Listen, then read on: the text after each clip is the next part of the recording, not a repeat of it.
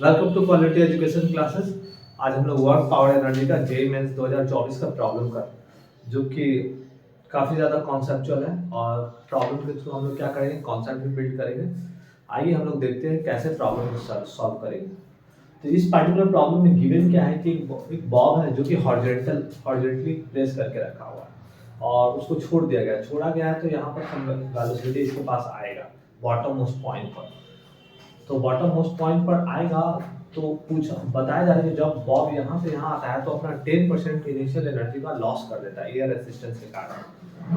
तो हमको निकालना है कि इस पॉइंट पर वेलोसिटी क्या होगा। ठीक है, तो यहाँ पर हम लोग क्या लगाना चाहेंगे, हम लोग चाहेंगे कंजर्वेशन ऑफ मैकेनिकल एनर्जी। मतलब कि कंजर्वेशन ऑफ मैकेनिकल एनर्जी इसलिए क्योंकि यहाँ पर काइनेटिक एनर्जी और पोटेंशियल एनर्जी का, यहाँ पर काइनेटिक एनर्जी और पोटेंशियल एनर्जी का सम जो है वो दोनों बराबर होगा। तो सबसे पहली बात है कि यहाँ पर जो एनर्जी लॉस है उसको हमको ध्यान में रखना होगा कि कैसे हम लोग कैलकुलेट करेंगे। तो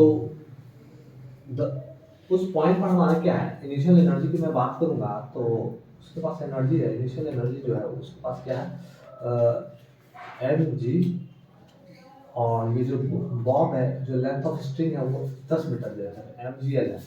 पोटेंशियल एनर्जी और काइनेटिक एनर्जी, काइनेटिक एनर्जी वहाँ पर कुछ नहीं, काइनेटिक एनर्जी जीरो है।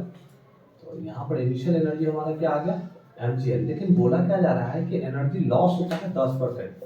तो 10% एनर्जी लॉस होगा तो क्या होगा, अभी एयर रेसिस्टेंस के द्वारा।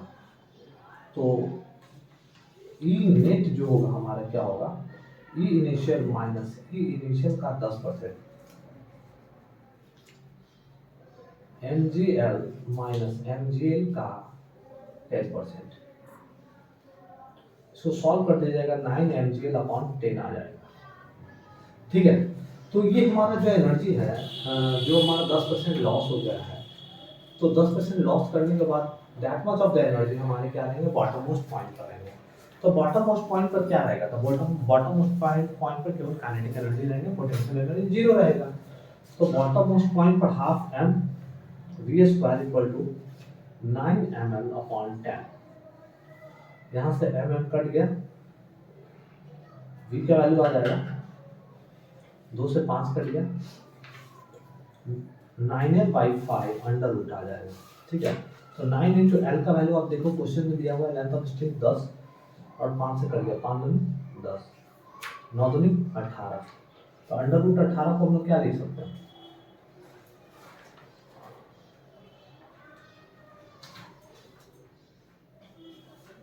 फिर से थोड़ा सा कैलकुलेशन देखिए। यूनिट इक्वल टू लॉस करने के बाद हमारा 9 एम एल और 10 आएगा, हाफ एम जी स्क्वायर। तो एम एम कट गया और 2 से 5 और ना, फिर इसके बाद 9L/5, 9 दूनी 18। तो v हमारा कितना हो जाएगा, यहाँ पर एक चीज और है, यहाँ पर g का जो हम लोग का बात था, यहाँ पर 9ml/g होगा, 9ml/g। तो यहाँ पर क्या हो जाएगा हमारा, जी भी आ जाएगा, इन्वॉल्व होगा, 10 भी इन्वॉल्व होगा। तो 5 10, 9 दूनी 18, 180।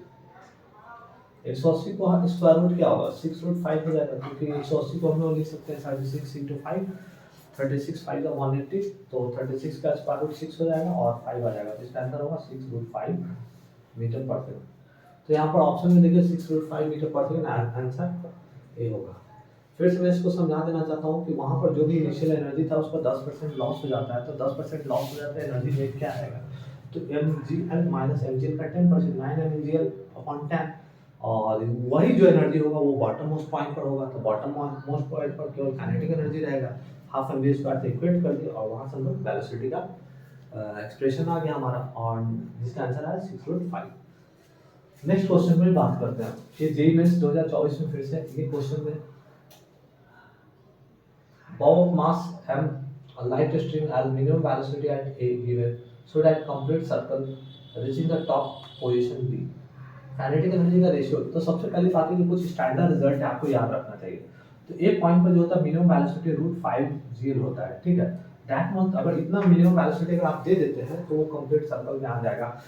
जो सी पॉइंट है यहाँ पर √2gl होता है और जो बी पॉइंट होता है √gl होता है। ये आपको स्टैंडर्ड डेटा याद रखना पड़ेगा, क्योंकि अगर याद रखते हैं तो आपको प्रॉब्लम बहुत जल्दी सॉल्व हो जाएगा और आपका टाइम बचेगा। अगर अगर याद नहीं होगा तो इस एक्सप्रेशन को डिराइव करने में आपका नियर अबाउट 3 to 4 मिनट चला जाएगा।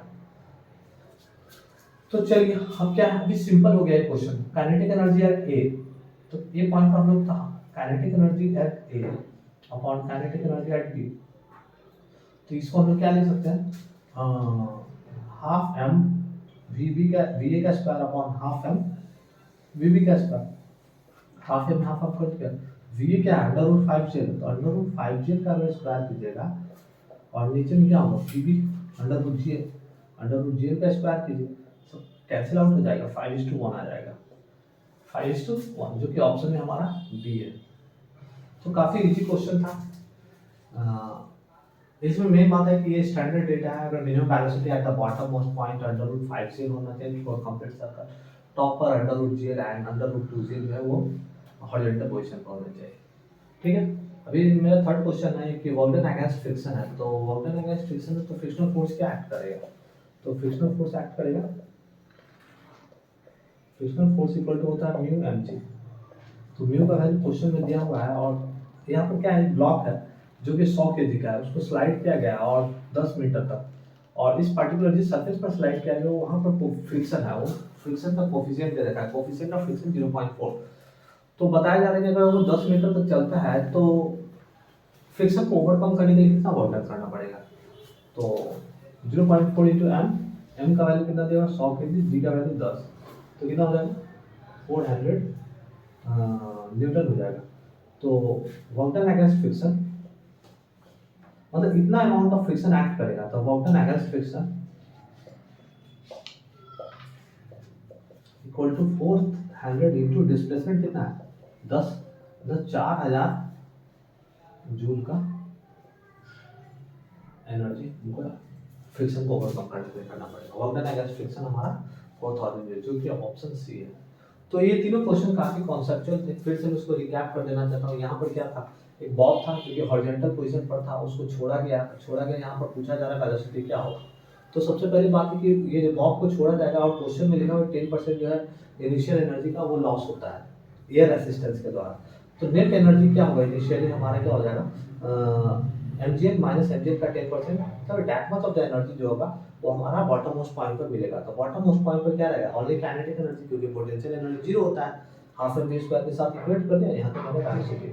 नेक्स्ट क्वेश्चन, यहाँ पर स्टैंडर्ड डेटा दिया हुआ है, स्टैंडर्ड डेटा आपको रिमेंबर रखना होगा, ये और ये और ये क्या है, velocity at bottom most point √5gl, velocity at the horizontal level √2gl, velocity at the top position हो तो √gl। तो यहाँ पर पूछ रहा है काइनेटिक एनर्जी का रेशियो पूछ रहा है, तो kinetic energy simple half mg square लगा दीजिए और ए और बी पॉइंट पर आप सॉल्व करने के बाद 5:1 आ जाएगा। नेक्स्ट क्वेश्चन में यहाँ पर बोला है कि ब्लॉक है जो कि रफ फ्रिक्शन सरफेस पर स्लाइड कर रहा है, वो 10 मीटर तक डिस्टेंस पर जा रहा है, तो 100 kg का है। तो पूछा जा रहा है कि उस फ्रिक्शन को ओवरकम करने के लिए कितना वर्क डन करना पड़ेगा, तो एक्चुअली फ्रिक्शनल फोर्स एक्ट कितना करेगा, तो म्यू mg 0.4 mg और against the friction displacement 10 metre देने का 4000 जूल जो है खर्च करना पड़ेगा उस फ्रिक्शन को ओवरकम करने के लिए। तो इसी तरह से हम अपने चैनल पर वीडियो अपलोड करते रहेंगे। हमारे चैनल को आप लोग लाइक कीजिए, सब्सक्राइब कीजिए। मिलते हैं नेक्स्ट वीडियो में। थैंक यू, धन्यवाद।